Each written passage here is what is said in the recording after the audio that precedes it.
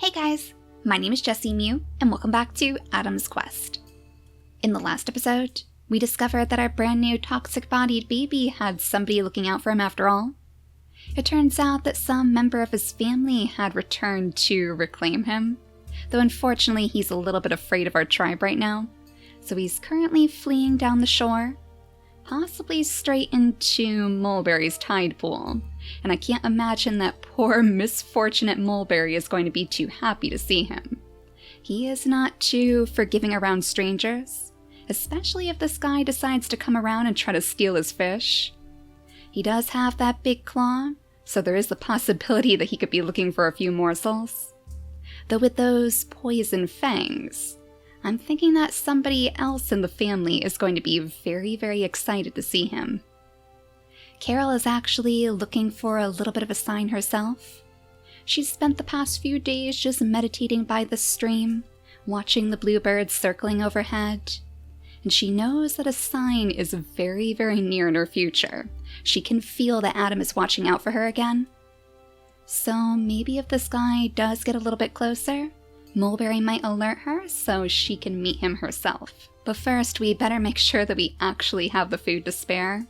So we might want to come back to this side of the family so they can start collecting all of those coconuts again. Unfortunately, it looks like we picked up all of the coconuts under this tree. Unless maybe we scoot Koi's over to this side? Oh no, those bug swarms again. Well, you can do what the other side of the family was doing. Scoot on over to this tile and knock down some more. That way she's safe from getting dazed herself.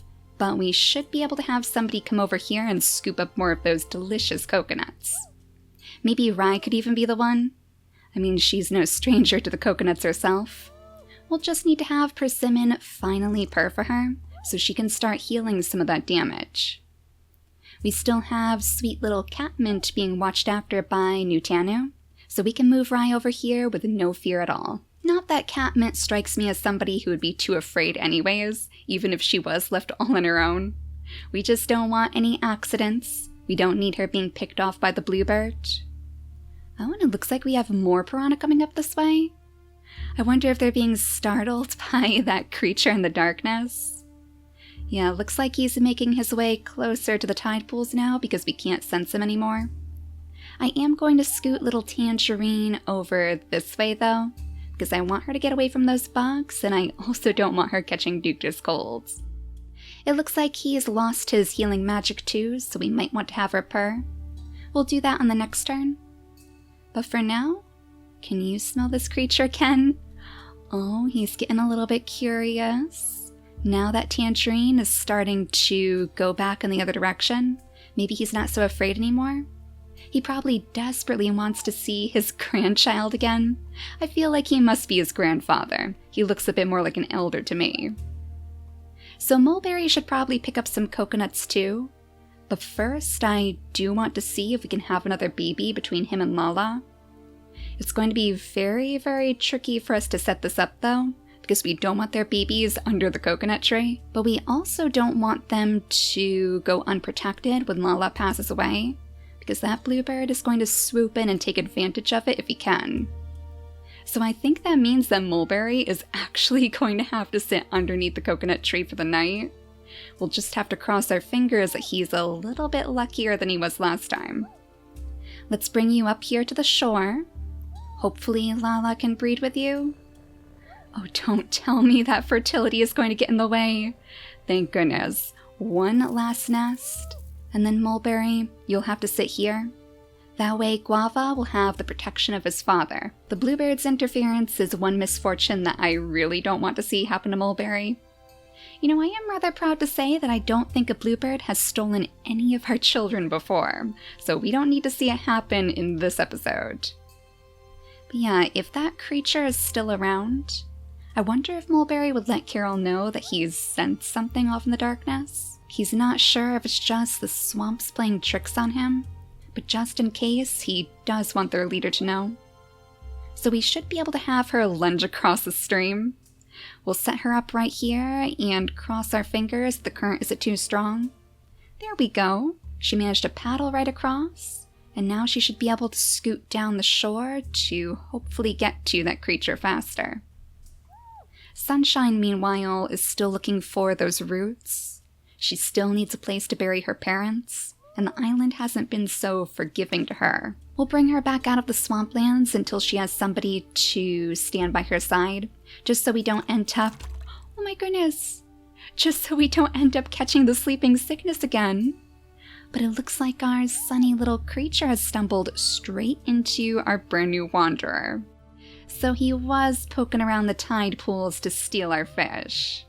I think all of those squishy sounds we were hearing was him stealing the fish from the water. That's probably what truly alerted Mulberry too.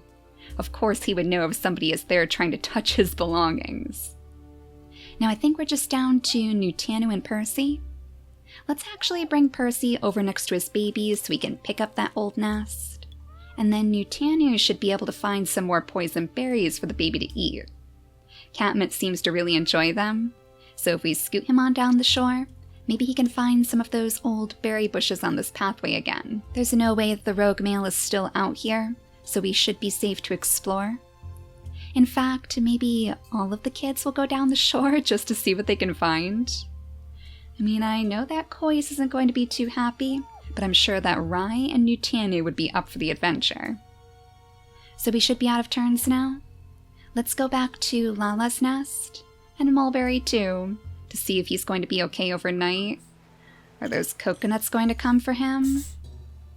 Oh, thank goodness. It looks like you're okay after all.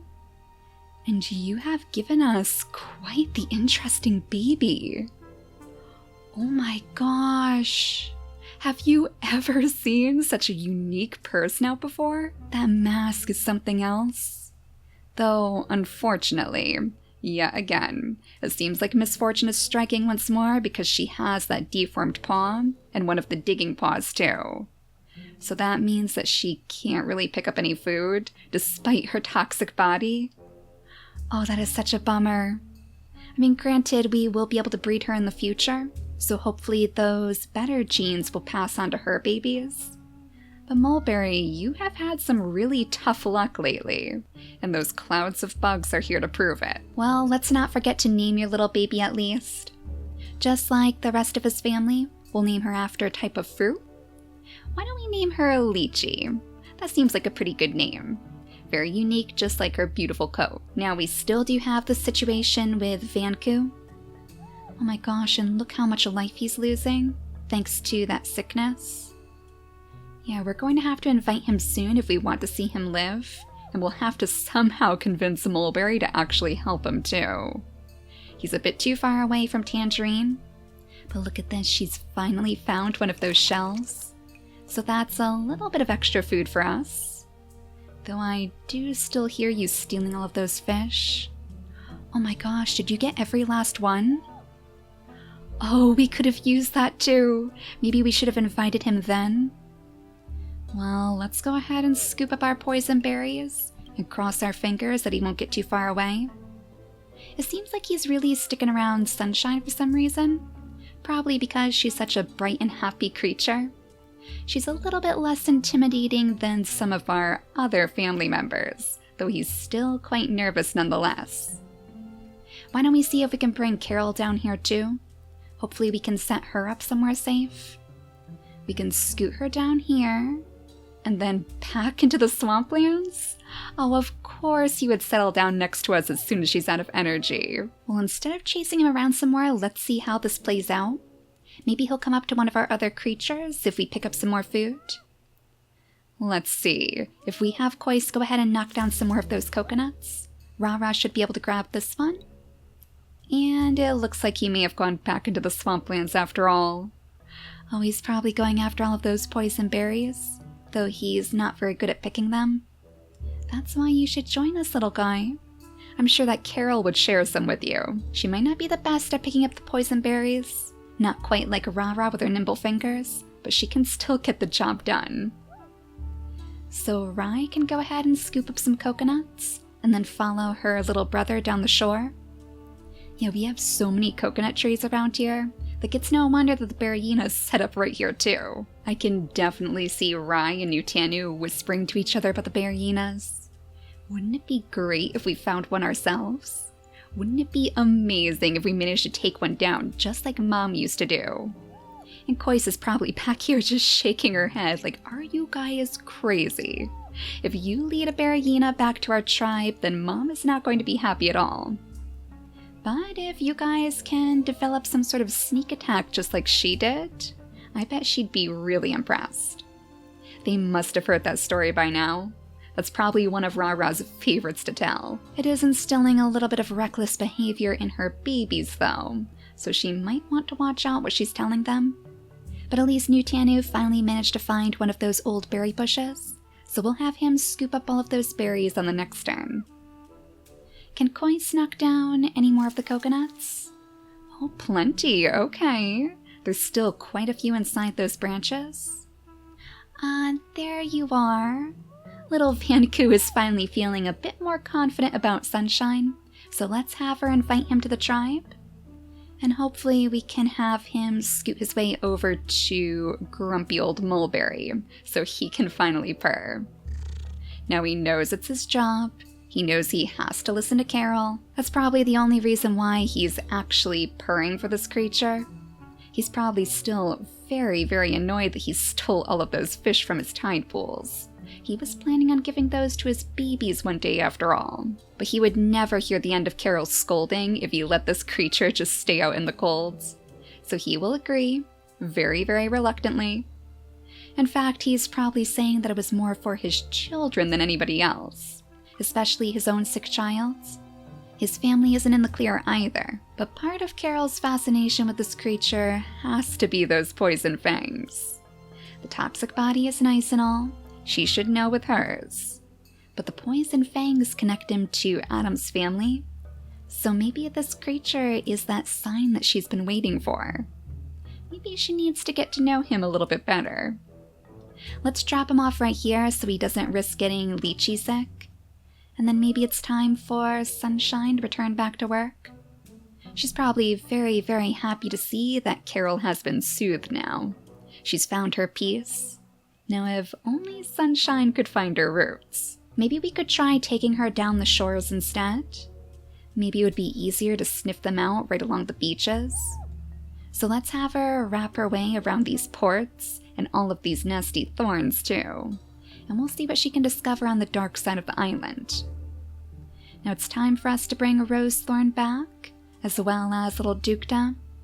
He's still not feeling very well. In fact, some of that may be from a broken heart too. A little bit of homesickness maybe. He was so close to being reunited with his true family, but now they're farther away than ever. I suppose eventually he will brighten up again, especially now that he's about to meet so many kids his age. Maybe he'll even want to join Rai and Nutanu and Kois too on their adventure into Berryina territory. We'll see if he can help them out by collecting all of those berries along the way. Now with the Rosethorn finally returning, Rosethorn, the victorious stinky-tailed creature who protected them on their way home, I feel like Percy would probably realize that this is what his family was meant for. Foxtrot's family was always known for protecting the tribe from the shadows. I believe she even comes directly from the pair that saved us from the apes. So as he channels the words of his ancestors, maybe he would realize that Catmint is destined for this greatness too. That would urge him to push her along, so hopefully she can scare away all of these pesky bugs that are bothering the kids. They might not realize it, but she can join them as their little dark knight. That should leave Percy just to come on over here and pick up all of these coconuts with Ra-Ra. They can spend some time together.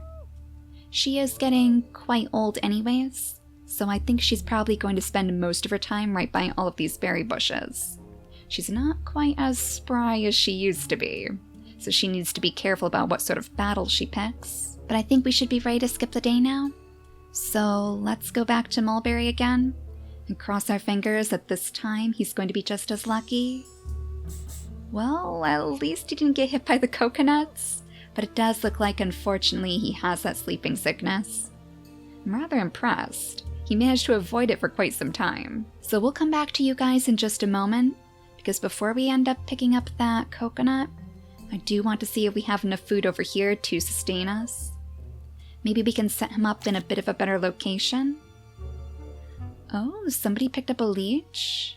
Was it you, Catmint? I see that she's sitting by so many of those little algae piles. Yeah, looks like she was the one. Well, don't worry. I'm sure that Koi's wouldn't mind picking that right off of you. It's some extra food in our pockets after all. And after she goes ahead and picks up some more of the coconuts too, she can drop down even more for Percy to share. Yeah, there we go.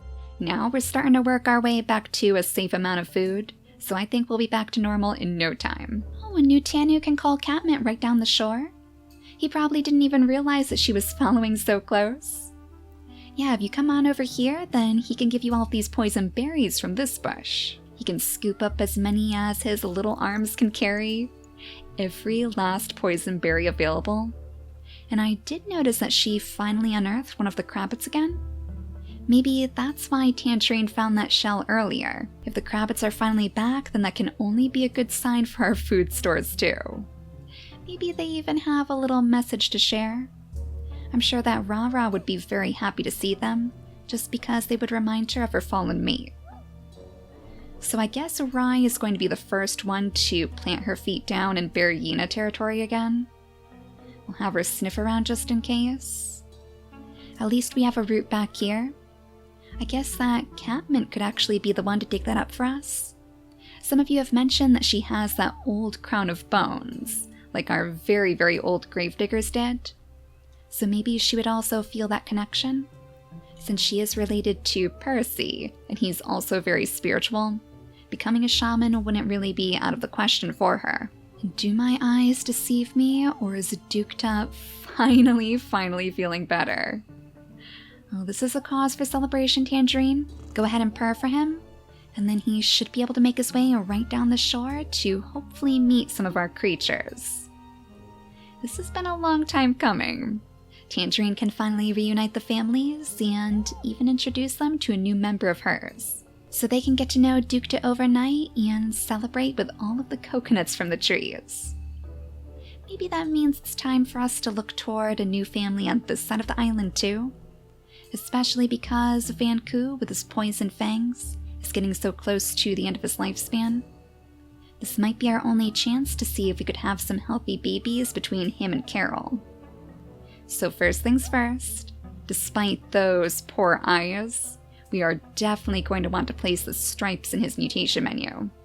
That's one thing that Carol is absolutely not going to abandon, not like those flighty birds on the other side of the island. We know from experience over here that our toxic-bodied babies really need those nimble fingers. So even though Carol is the one who has the Berryina claw, and that would help us keep our tribe safe from any predators, I think I'm going to place the nimble fingers into her slot. And that stinky tail too. Let's try to breed that onto their babies if we can, so at least somebody will be able to keep us safe over here from those pesky bugs. The bugs that Mulberry knows all too well. So Vanku, why don't you scoot up here? We'll have you try to breed with her. Ah, thank goodness, and it worked on the first try. Oh my gosh, that is incredibly lucky. Oh, I forgot that his fertility is so bad. Well, I'm not sure if she has enough energy to go searching out for that nest again. Maybe that's something that she'll tell to her babies in the future. For now, because I want her to have as many babies as possible, we'll have her settle down a nest right here and go ahead and grab some poison berries. It's the best place for a toxic-bodied creature to be born. With the way that their snouts are set up, I believe that means that she won't be having a baby with the poison fangs. I'm pretty sure both the big nose and the cracker jaw are much more dominant than the poison fangs are, but it still could get passed on in their inactive traits, so there's still a possibility that she could see it on her future grandchildren. So Sunshine, let's have you start making your way deeper into the darkness. You would think that she would be nervous, but honestly, she's such a bright and happy-go-lucky creature. I think she's actually looking forward to the adventure. Maybe it'll even remind her of the adventures that she once had with her old friend, Lala. Oh, she needs to find a place to bury her too. Gosh, Sunshine has so much on her plate. It's too bad that it's so hard for us to find roots out here, because she would really make a pretty good gravedigger too. So Mulberry, why don't you let Guava take the lead now, since he has the nimble fingers too? You can scoot on over here and rest with little Lychee, and Guava can show you everything he's learned. So I believe we should be ready to see what Carol's very first baby is going to look like. And I'm actually quite excited. We know that they're going to have the toxic body for sure, but we never know what sort of color they're going to show. Oh my goodness, another purple baby? Unfortunately, he doesn't have the stinky tail, but he does have those ever-important stripes. So I'll bet that Carol is very, very happy. Oh my gosh, he has the frog toes too. Oh, that is adorable. He's a little poison dart frog. That's probably because he was born right by the tide pools, and because his mother loved the stream so much. So maybe he'll be able to follow the stream to get to his destiny. I'm glad to see that he can at least pick up some of those poison berries, though fingers crossed one of his siblings will have those nimble fingers that we need. So I think we'll call this baby Ballad, to go right in line with his mother's song-related theme. It's kind of fitting too if he's going to be a little frog. He can croak away in the swamps and hopefully attract some new visitors to our tribe. So in the next episode, we'll see if Carol can continue building her nice, happy, healthy family, and then hopefully bring them all together into the swamps this time.